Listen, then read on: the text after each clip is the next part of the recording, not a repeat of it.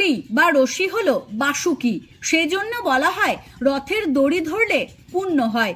মূলত বাসুকির কৃপা লাভ হয়।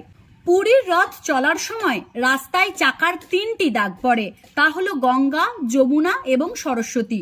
যারা বার্ধক্যজনিত কারণে বা অন্যান্য কারণে রথের দড়ি ধরতে পারেন না, তারা যদি চাকার এই 3 দাগের ধূলি গ্রহণ করেন, এই ত্রিদাগে গড়াগড়ি দেন, তাহলে গঙ্গা, যমুনা, সরস্বতীতে অবগাহনের ফল লাভ করেন।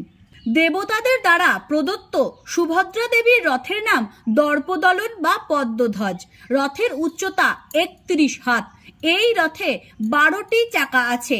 এর অর্থ ভজনের সময় 12 মাস প্রতিদিন ভক্তি অঙ্গ যাজন করতে হবে। পুরীর রথের 42টি চাকা, বলদেবের রথের 14টি চাকা, জগন্নাথের রথের 16টি চাকা এবং সুভদ্রার রথের 12টি চাকা।